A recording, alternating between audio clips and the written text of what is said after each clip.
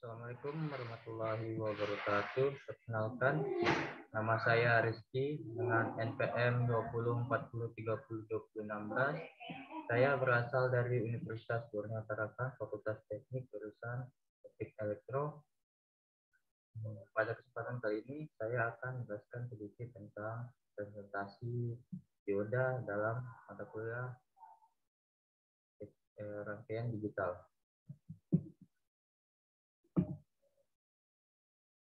Dalam rangkaian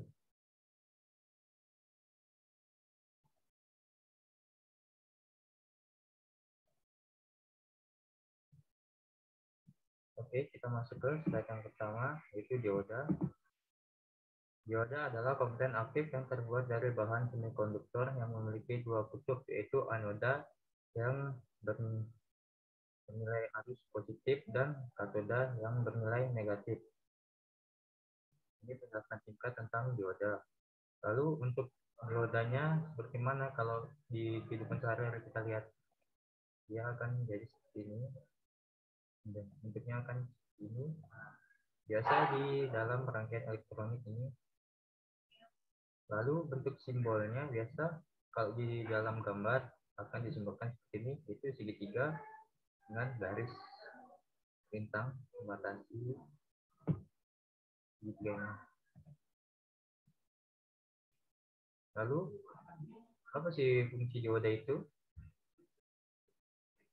Dioda berfungsi yang pertama itu sebagai penyara gelombang atau rectifier. Yang kedua sebagai pengaman rangkaian. Kenapa dinamakan sebagai rectifier atau penyara gelombang? Mari kita perhatikan gambar berikut.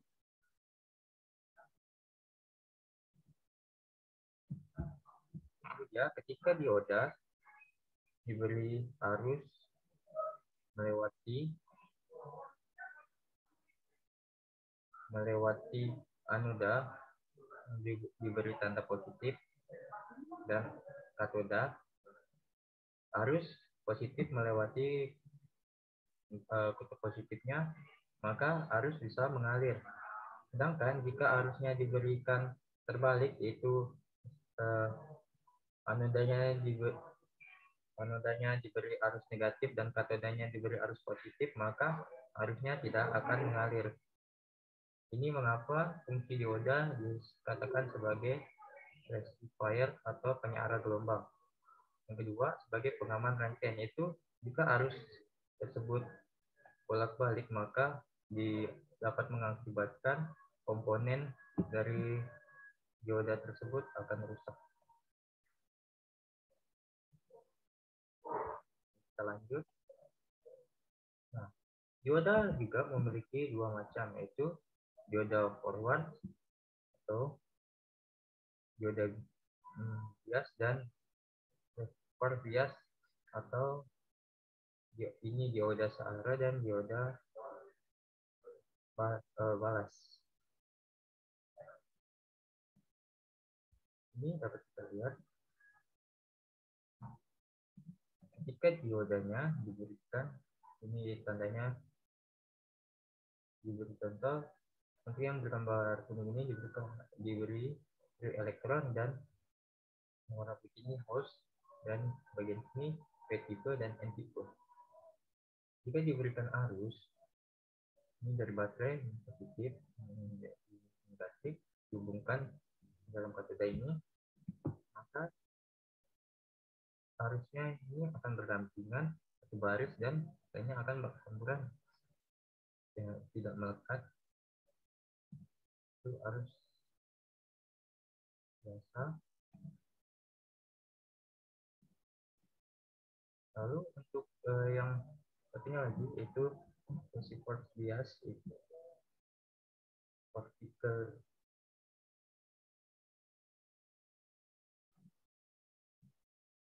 partikelnya ini biasanya, jadi yang di sebelah kiri ini akan bernilai negatif, maunya di sini bernilai positif, dan yang putih maunya kalau yang di sebelah ini bernilai negatif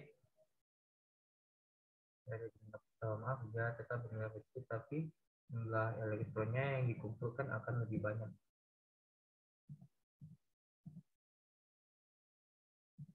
Ini untuk dua contoh dioda, dua contoh dioda, itu dioda forward bias dan reverse bias. Lalu ada juga dioda yang terbuat dari dua macam, yaitu dapat dibedakan menjadi dua macam, yaitu dioda silikon atau dari bahan silikon dan dioda dari bahan germanium. Dioda silikon mempunyai tegangan maju 0,7 volt dan dioda germanium memiliki tegangan maju senilai 0,3 volt. Apa yang disebut dengan tegangan maju? Itu dioda tersebut akan bekerja jika tegangan minimalnya yaitu 0,7 volt. Jadi jika kita berikan arus yang bernilai 0,3 volt, maka dioda tersebut tidak akan bekerja karena breakdown voltage-nya tidak memenuhi syarat untuk dioda tersebut bekerja. Lalu keuntungan kita memakai dioda germanium adalah tegangan majunya itu lebih kecil, itu 0,3 volt. Lalu dapat kita lihat bentuk diagramnya ini forward bias, bias dan breakdown-nya. Jadi arusnya masuk, arus bocor ini arus selisihnya, arus yang masuk dan untuk ke tegangan breakdown. Lalu ini bentuk grafiknya. Biasanya kan kalau kita lihat di bentuk grafik itu biasanya bentuk sinusoidal itu turun dari atas ke bawah, dari positif turun ke negatif, berpositif lagi. Jadi kenapa ini tidak ada negatifnya? Kita kembali ke slide ini ya. Karena ini intinya harusnya tidak bisa melewati arus negatif. Jadi sehingga di gambar grafiknya tersebut tidak digambarkan karena arusnya tidak melewati arus negatif, tidak bisa dilewati arus yang berbentuk negatif.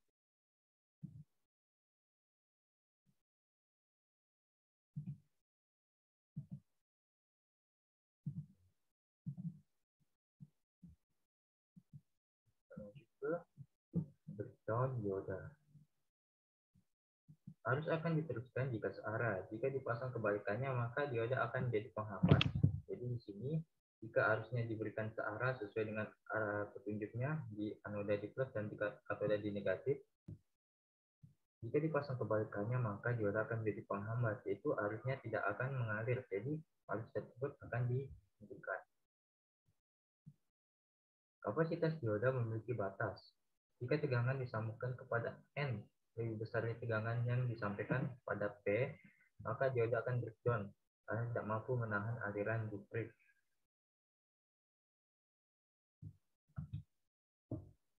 Minimal tegangan dan arus yang dimiliki dioda harus di atas tegangan dan arus maksimal yang mengalir.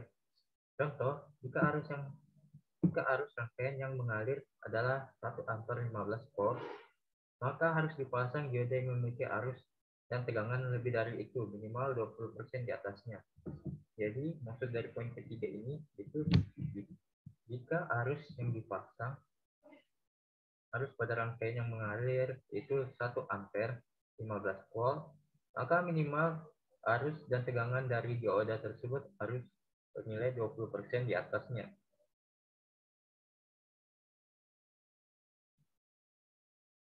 Jadi dioda tersebut nilainya harus lebih besar karena untuk mengurangi kerusakan atau breakdown voltage itu tegangannya lebih besar daripada kemampuan daya tahannya.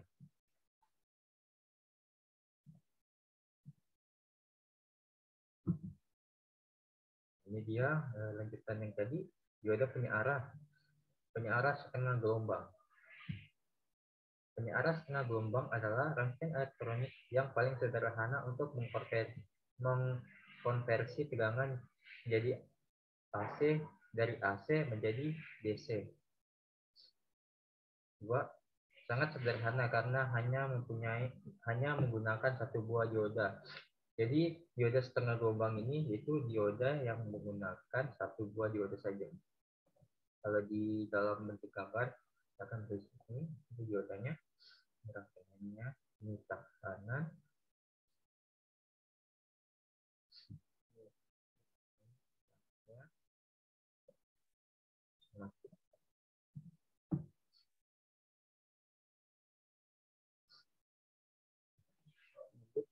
tegangan pada titik A, B berbentuk gelombang sinusoidal.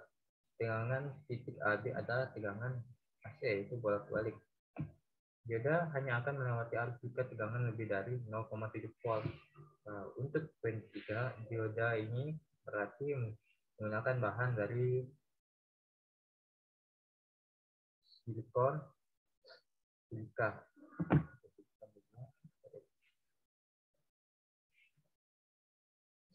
Dari bahan silikonnya minimal harusnya itu arus majunya 0,7 volt.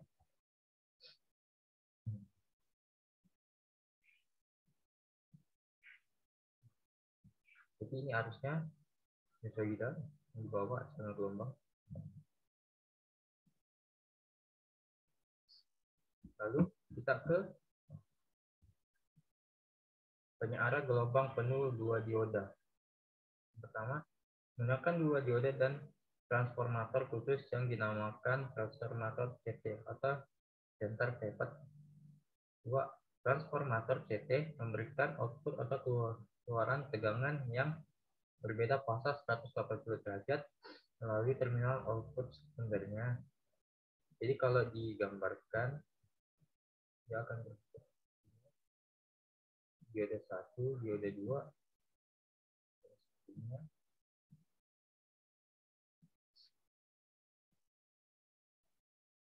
lalu penyiaran setengah gelombang dengan filter kapasitor. Ini gambarnya, menggunakan kapasitor. Rangkaian penyiaran setengah gelombang. Ini penyiaran setengah gelombang. Ini berapa transnya? Dia naik. Mengikuti puncak-puncaknya saja. Kembali ke puncak ke atas naik. Jadi dia tidak menentu bagian bawahnya. Lalu kita masuk ke dioda Zener. Jadi dioda itu terdiri atas dioda penyiaran, dioda setengah gelombang, dioda setengah gelombang tadi, dioda gelombang penuh, dan dioda Zener. Lalu dioda Zener ini memiliki sedikit keistimewaan, yaitu kita baca dulu ya pertanyaannya. Dioda Zener atau Zener dioda adalah suatu dioda yang dirancang khusus untuk beroperasi pada kondisi bias mundur atau voltage bias. Jadi seperti penjelasan awal, yaitu kan dioda hanya berfungsi jika arusnya searah, tetapi dioda Zener dapat bekerja jika arusnya berbeda juga. Ke anodanya dikasih negatif dan katodanya dikasih plus, maka dioda Zener ini akan bekerja. Lalu apa bedanya gambarnya jika dilambangkan antara dioda Zener dan dioda biasa? Ini dioda Zener ada dikasih garis tambahan lagi, sedangkan dioda biasa tidak. Jelaskan.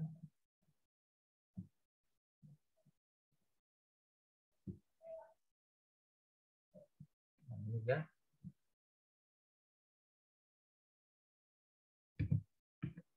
Perbedaan dioda Zener dan dioda biasa. Untuk poin pertama, dioda biasa memiliki arah yang dirancang khusus untuk bekerja pada bias maju atau forward bias. Apabila tegangan plus melalui anoda, maka arus akan mengalir. Sebaliknya, apabila tegangan plus diberikan dari katoda, maka arus tidak akan mengalir. Jadi, ini untuk gambar katoda biasa.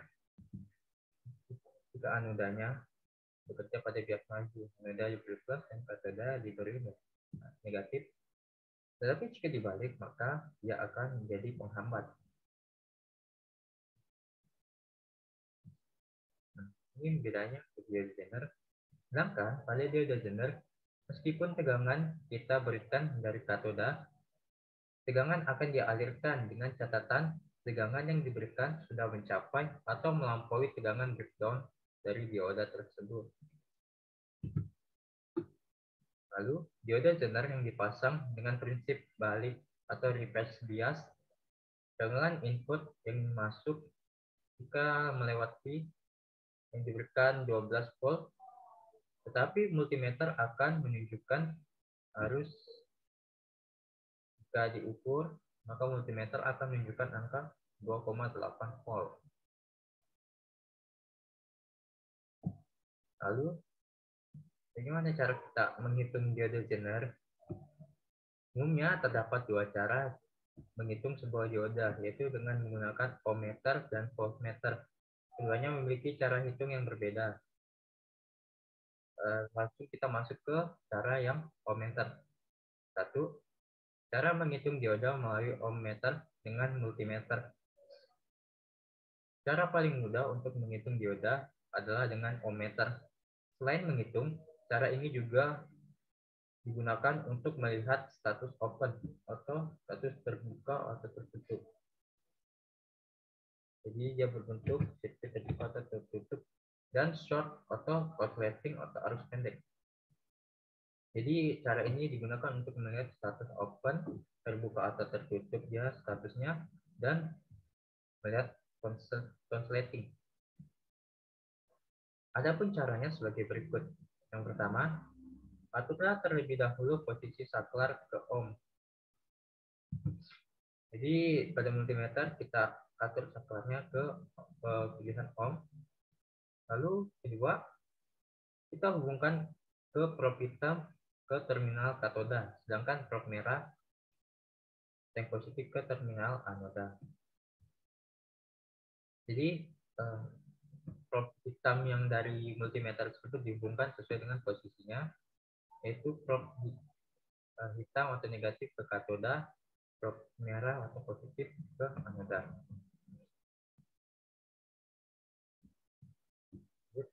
Selanjutnya, baca hasil pengukuran yang tertera pada display multimeter. Lalu, apabila menghasilkan atau menunjukkan nilai tertentu seperti 450 kilo ohm atau 0,45 mega ohm, maka dipastikan dioda dalam kondisi baik. Namun sebaliknya, jika tidak menunjukkan apa-apa atau nol, maka ada indikasi dioda telah rusak. Setelah itu, coba baliklah probe hitam dan ke anoda, sedangkan probe merah ke katoda. Lalu lihat lagi layar display pada multimeter. Bila alat menunjukkan resistansi tak terhingga atau OL, overload, maka dioda dalam kondisi baik. Sedangkan bila alat menunjukkan nilai tertentu, maka dioda dipastikan telah mengalami kerusakan.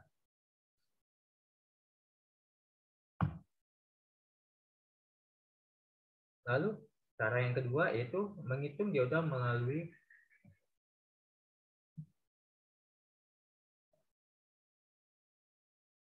multimeter, melalui voltmeter dengan multimeter. Itu masih sama dengan menggunakan multimeter. Namun cara ini digunakan untuk melihat voltmeter. Untuk dapat melakukan tes ini hanya perlu membuat rangkaian resistor.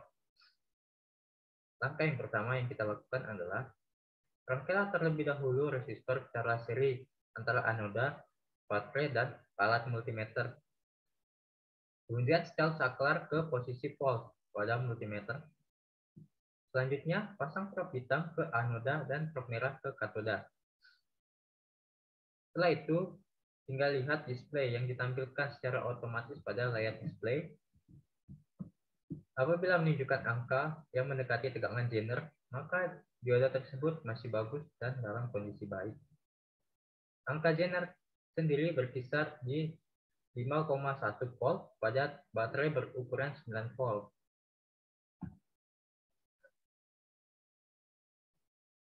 Bila angka yang ditunjukkan jauh di atas atau di bawah tegangan Zener, maka bisa dikatakan rusak atau tidak dapat digunakan.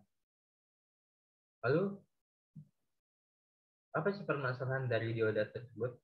Apa sih kerusakan yang bisa dialami oleh dioda Zener ini?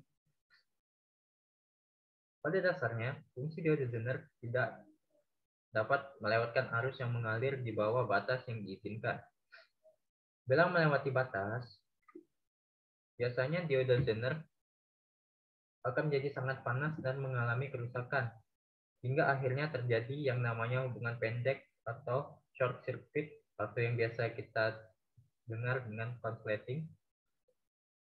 Dioda Zener yang mengalami kelebihan arus listrik atau di luar batas yang diizinkan atau breakdown voltage akan mengalir berlawanan. Keberadaan tegangan dioda Zener di paksaan berkisar 2 volt hingga 70 volt. Untuk dayanya yaitu 500 mA hingga 500 mW hingga 5 watt.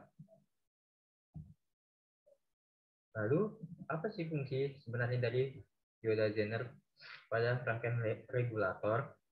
Yang pertama, sebagai stabil tegangan, dapat melakukan arus balik atau reverse bias. Bila rangkaian maju atau forward bias akan bekerja sebagai dioda seperti umumnya. Bila dirangkai arus bolak-balik atau dirangkai balik atau reverse bias, maka akan bekerja membatasi tegangan.